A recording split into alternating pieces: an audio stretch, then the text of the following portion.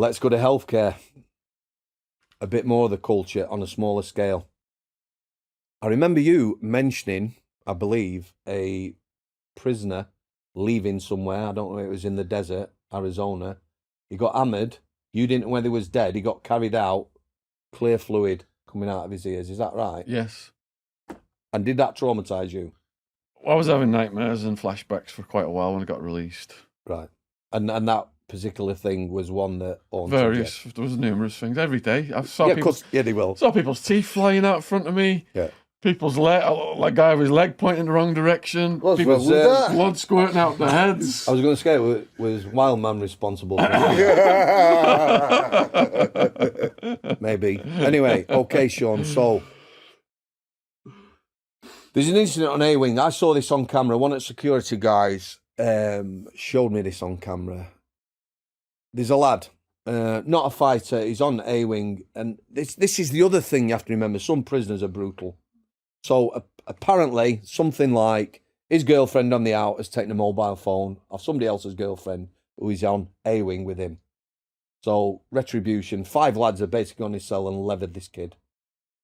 They're then seen on camera taking him down a couple of landings and putting him in his cell. When staff had found him, clear fluid, unconscious, thought he was fucking dead.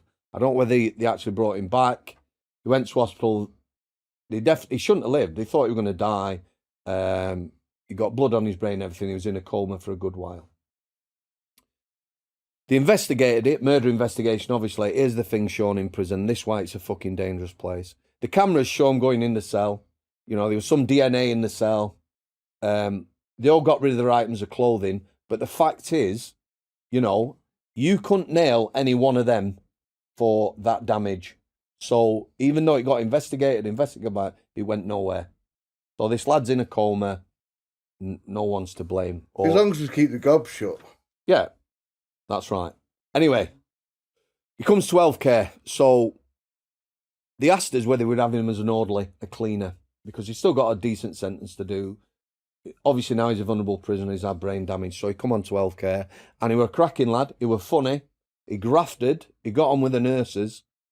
But on healthcare, quite often, like I told you, we used to have unlocks, 3-officer unlocks or whatever. He'd talk to them. So if you're mentally unwell and you're banged up 23 hours on healthcare, it's not going to do you any good. He'd stand for hours talking to him, which helped us, you know, and it'd do a job. Anyway, we had an officer on healthcare, small in stature, worst officer bar none I'd ever worked with. Lazy, he was a liar. No sooner he'd be on shift, he'd want to get off. He always got off earlier than anyone else. You know, if you'd been on all day and he'd come on at dinner, he'd still be gone an hour before you. He was a complete tosser.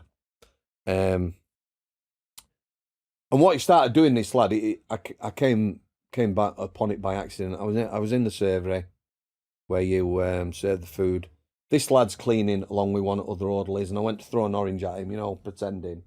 And he winced, but it wasn't natural. So I went, what the fuck's up with you? Nothing. So I looked at the other lad, and the other lad's rolling his eyes. I went, what's going on? So the other lad says, show him your arm. So he says, no. I says, show me your fucking arm. Top off, black. Solid bruise all the way down. Yeah? Have you got that? So he's not saying anything. So it turns out this little officer, when he's on shift, he's going in his cell. Yeah? Dead arm every day, repeating it. Yeah? Now his arm's a fucking mess. So he's now, well, he hadn't laid it at my door. I don't blame him. So I went to my manager because, you know, he got a line of manager. We didn't have a prison manager, so I gone to my nurse manager, who has then brought this up with her manager, who is a healthcare manager, not a prison manager. So there's a mini investigation. Yeah? The end result was this lad got moved off. Now, one of the lads, in fact, it was the lad who got bit in the incident with Max. I said to him, did you know he was doing this? He says, yeah, I told him not to do it. I says, but, you know, he's obviously carried on. He never did it on shift, because I said, has he ever done that on shift when I were on shift? He says, no. So you've got a shitty officer, yeah? He's no good, he's a liar, and he's bullying someone who's more vulnerable than him. And he's not just giving a little thing. No. Solid bruise. No. So he got investigated. One of the healthcare assistants come up to me. She says, "You got me in trouble." I went, "Why is that?" She says, "Well, because I didn't report this incident, I've been in trouble." I says, "Well, that's your own fault." Anyway, very frosty for a month. This was on healthcare, though. Mini investigation. He got moved off, which is what I wanted. Mini investigation. There was an officer on there who was, when he retired, 35 years in service. So not long after this lad's got moved, he says to me, this officer on the far landing, "We don't do that." So again, like the governor, I went, "Don't do what?" So he starts walking off. "Don't do what?" So I'm following him now. And we got to go past this orderly's cell. So I blocked entrance. You know, so he couldn't go past me.